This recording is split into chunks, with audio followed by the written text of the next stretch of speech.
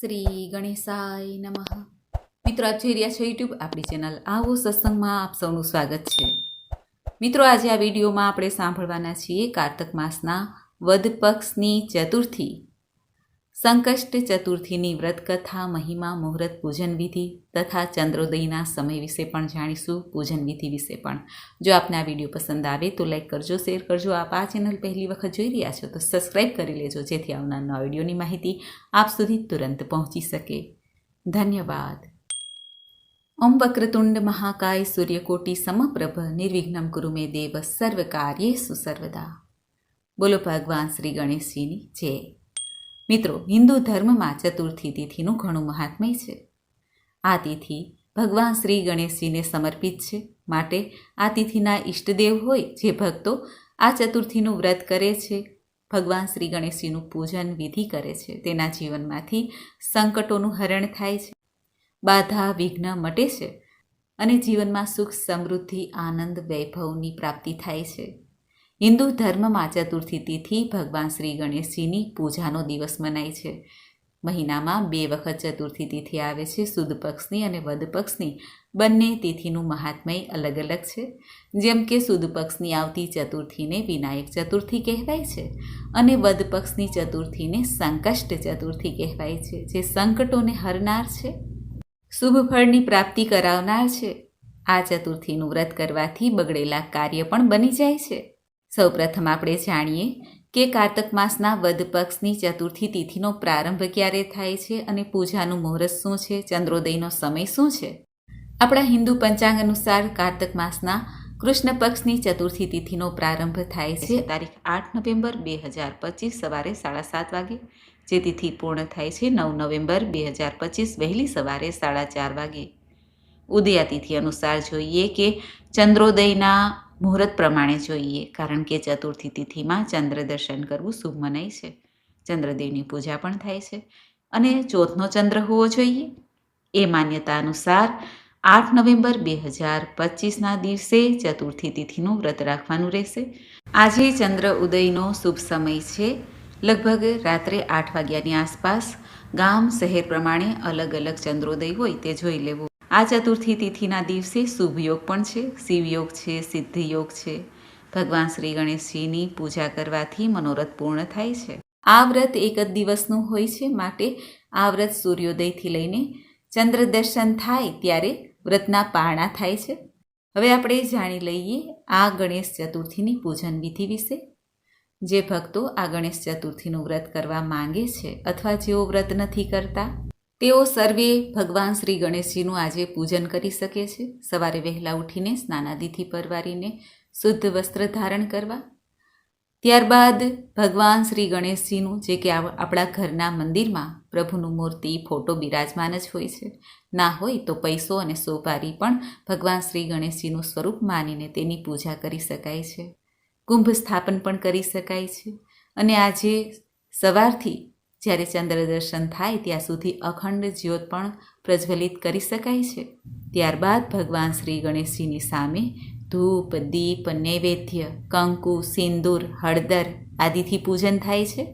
ભગવાન શ્રી ગણેશજીની સાથે શ્રીયંત્રનું પણ પૂજન કરી શકાય છે.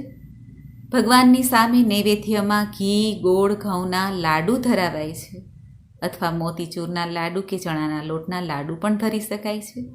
વ્રત કરનારે પોતાના મનોરથની સિદ્ધિ માટે ગણેશજી સમક્ષ પ્રાર્થના કરાય છે અને વ્રતનો સંકલ્પ કરાય છે કે પોતે વ્રત કેવી રીતે કરવા માંગે છે. આ વ્રત 2 રીતે થાય છે. એક તો ઉપવાસ, જેમાં ફલ ફલાદી લઈ શકાય છે, ચા, દૂધ, કોફી લઈ શકાય છે, અને એક છે એક ટાઈમ ભોજન, જે સાંજે જ્યારે ચંદ્ર દર્શન થઈ જાય ત્યારબાદ રાત્રિએ એક ટાઈમ ભોજન, સાત્વિક ભોજન લઈ શકાય છે. ભગવાન શ્રી ગણેશજીનું આ ચતુર્થીનું વ્રત છે.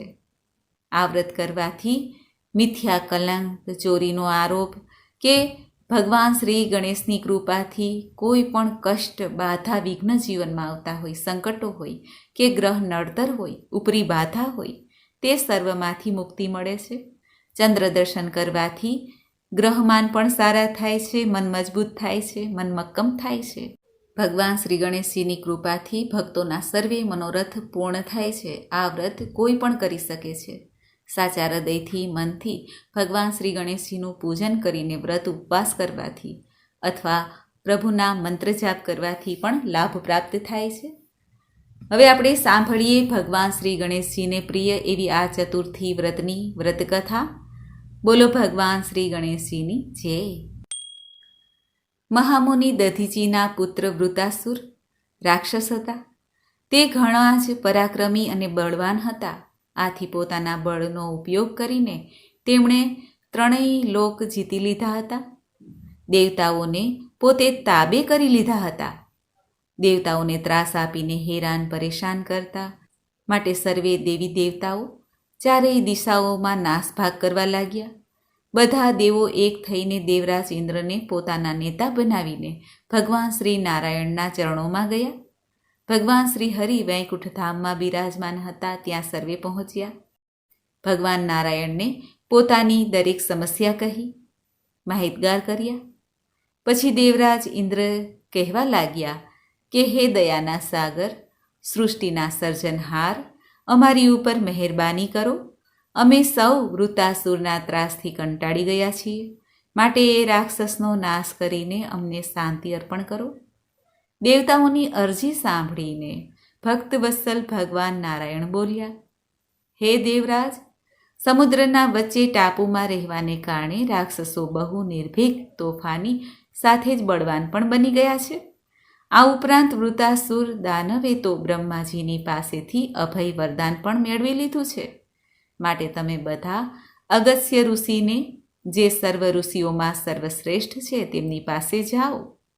તેઓ સિદ્ધિવાન મહામુનિ છે. તેઓ પોતાની સિદ્ધિના બળે સમુદ્રનું બધું જ જળ સૂકવી લેશે અને વૃતાસુરને શોધી કાઢશે. આથી દૈત્યો બધા પોતાના પિતાની પાસે ચાલ્યા જશે અને તમો સૌ એના ત્રાસમાંથી મુક્તિ પામશો. મુક્તિ પ્રાપ્ત કરીને તમે સુખેથી રાજકાજ ચલાવી શકશો. ભગવાન વિષ્ણુની આવી વાણી સાંભળીને સૌ દેવતાઓ અગસ્ત્ય મુનિ પાસે પહોંચ્યા.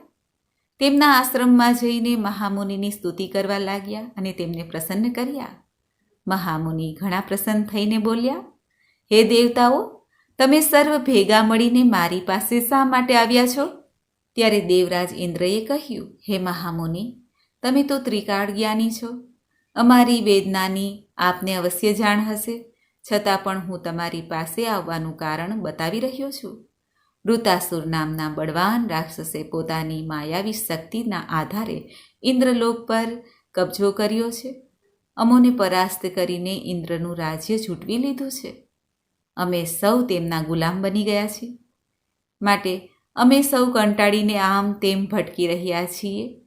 આ બાબતમાં ભગવાન નારાયણની સલાહની મદદ લઈને અમે સૌ આપની પાસે આવ્યા છીએ. તો હે મહામુનિ, અમારી ઉપર દયા કરો અને વૃતાસુરના ત્રાસમાંથી અમને મુક્ત કરો. દેવોની દુઃખભરી સમસ્યા સાંભળીને મહામુનિ બોલ્યા, હે દેવતાઓ, તમે મારી પાસે આવ્યા છો, માટે આપ સૌને સુખ શાંતિનો રસ્તો બતાવું છું. તે ધ્યાનથી સાંભળો. થોડીવાર અટકીને ઋષિ બોલ્યા, હે દેવગણો, આપ સૌ નચિંત થઈને આપના સ્થાનોએ પાછા ફરો. તમારા સૌના દરેકના મનોરથ અવશ્ય પૂરા થશે. હું આપને આશીષ આપું છું. મહામુનિની વાત સાંભળીને દરેક દેવતાઓ નિશ્ચિંત થઈને પોતપોતાના સ્થાને ચાલ્યા ગયા. તેમના ગયા પછી મહામુનિને મનમાં ચિંતા થવા લાગી કે આવડા મોટા દરિયાનું બધું જ જળ હું કેવી રીતે પી શકીશ? આવા કપરા સમયે મહામુનિએ ભગવાન શ્રી ગણેશજીનું સ્મરણ કર્યું. સંકટમાંથી મુક્તિ માટે સંકષ્ટ ચતુર્થીનું વ્રત કર્યું. શ્રદ્ધા ભક્તિથી ભગવાન શ્રી ગણેશજીનું પૂજન કર્યું. 3 મહિના સુધી સતત વ્રત કરવાથી ગણેશજી પ્રસન્ન થયા અને તેમની ઉપર કૃપા કરી. આ વ્રતના પ્રભાવથી મહામુનિ સમુદ્રનું બધું જ જળ પી ગયા, દરિયાને સૂકવી નાખ્યો. આ રીતે મહામુનિએ ભગવાન શ્રી ગણેશજીનું વ્રત કરીને દેવતાઓની સમસ્યાનું સમાધાન કર્યું અને પ્રભુની કૃપા પણ પ્રાપ્ત કરી. આ વ્રત કથા સાંભળવા માત્રથી જ 1000 અશ્વમેઘ યજ્ઞનું પુણ્ય પ્રાપ્ત થાય છે. બાજપેયી યજ્ઞ કર્યાનું મહાપુણ્ય પણ પ્રાપ્ત થાય છે. મહામુનિએ પોતાના જ્ઞાનના પ્રભાવથી દેવોને વૃતાસુરના કેદમાંથી મુક્ત કર્યા. હે ભગવાન શ્રી ગણેશ, જેવી રીતે આપ અગસ્ત્ય ઋષિને ફળ્યા, એવી જ રીતે આપનું આ વ્રત કરનાર, કથા કહેનાર, કથા સાંભળનાર સૌને ફળજો. બોલો ભગવાન શ્રી ગણેશજીની જય.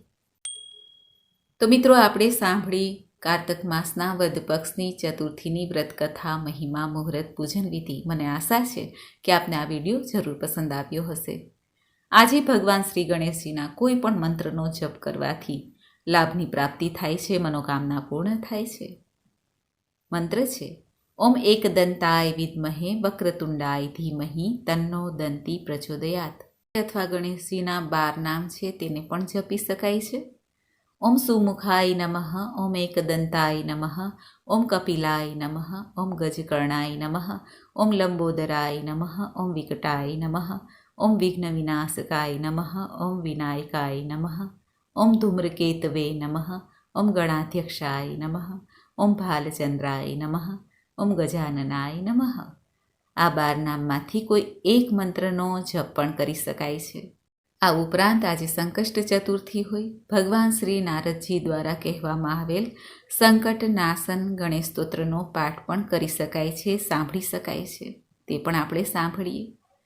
પ્રણમ્ય શીર્ષા દેવમ ગૌરી પુત્રમ વિનાયકમ ભક્તાવાસમ સ્મરે નિત્યમ આયુઃ કામર્થ સિદ્ધયે. પ્રથમમ વક્રતુંડમ ચ એકદંતમ દ્વિતીયકમ તૃતીયમ કૃષ્ણપિંગાક્ષમ ગજવક્ત્રમ ચતુર્થકમ લંબોદરમ પંચમમ ચ ષષ્ઠમ વિકટમ એવ ચ સપ્તમમ વિઘ્નરાજેન્દ્ર ધૂમ્રવર્ણ તથાષ્ટકમ નવમમ ભાલચંદ્રમ ચ દશમમ તુ વિનાયકમ એકાદશમ ગણપતિમ દ્વાદશમ તુ ગજાનનમ દ્વાદશેતાની નામાની ત્રિસંધ્યય પઠે નર ન ચ વિઘ્નભયમ તસ્ય સર્વસિદ્ધિકર પ્રભુ. વિદ્યાર્થી લભતે વિદ્યામ, ધનાર્થી લભતે ધનમ, પુત્રાર્થી લભતે પુત્રાન, મોક્ષાર્થી લભતે ગતિમ. જપેત ગણપતિ સ્તોત્રમ ષડભીર્માસે ફલમ લભેત. સંવત્સરેણ સિદ્ધિ ચ લભતે નત્ર સંશય. અષ્ટેભ્યો બ્રાહ્મણેભ્યોશ્ચ લિખિત્વા યં સમર્પયેત તસ્ય વિદ્યા ભવેત સર્વા ગણેશસ્ય પ્રસાદત.